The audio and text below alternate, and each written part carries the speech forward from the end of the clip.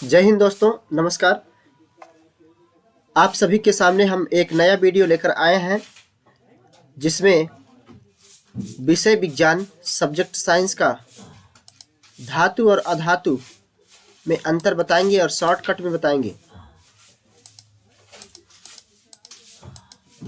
इसमें आपको जैसा कि कक्षा 9 के छात्र जो हैं 6, 7, 8 किसी भी क्लास के वो इतना लिखेंगे तो नंबर उनको सुस्पष्ट मिलेगा। ज़्यादा डिस्क्राइब में नहीं बताएंगे, शॉर्टकट में है। तो शुरू करते हैं। ये 17/12/2022 का वीडियो है। यहाँ पे क्लास 9 लिखा है। धातु अधातु में अंतर। विषय विज्ञान में पदार्थ वाले पाठ में धातु और अधातु में से संबंधित एक प्रश्न है। धातु अधातु में अंतर। धातु और अधातु में अंतर क्या होता है, इसमें क्या डिफरेंस होता है, what is difference of metal and non metal. धातु में अंतर हम पढ़ेंगे। नंबर 1, धातु में विद्युत की सुचालक होती हैं।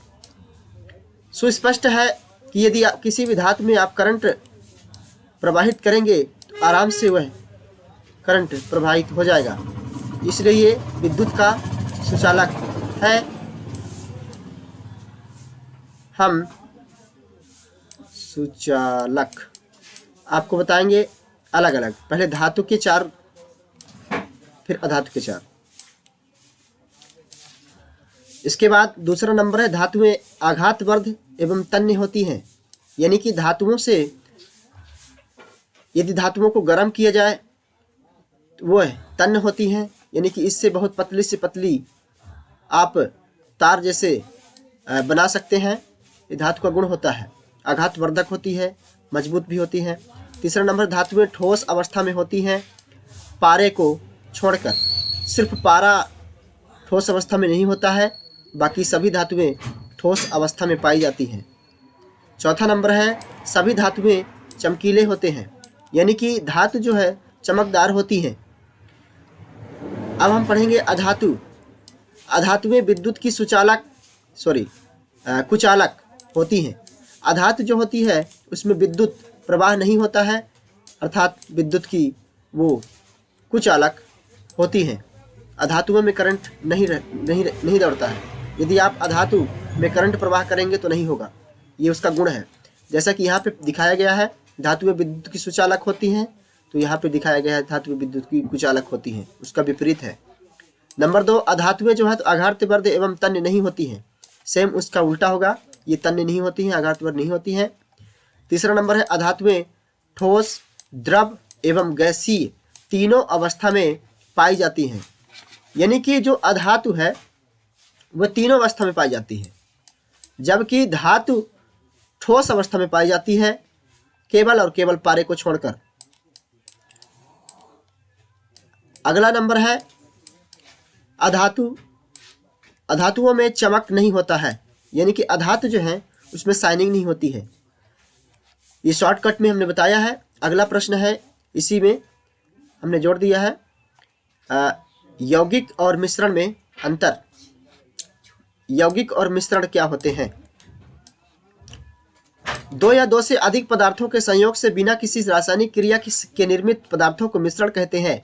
यानी कि 2 या 2 से अधिक पदार्थ जब संयोग होते हैं, मिलते हैं, तो उसमें बिना रासायनिक क्रिया हुए जो पदार्थ बनता है उसको हम मिश्रण कहते हैं। दूसरा नंबर है, मिश्रण में इसके अवयवी घटकों के गुण विद्यमान होते हैं। यानी कि मिश्रण में जितने भी घटक मिलाए गए हैं उसके सभी घटकों के गुण विद्यमान होते हैं। यौगिक 2 या 2 से अधिक तत्वों के रासायनिक क्रिया में 2 या 2 से अधिक तत्वों की रासायनिक क्रिया के परिणाम स्वरूप बने पदार्थ यौगिक कहलाते हैं। यानी कि 2 या 2 से अधिक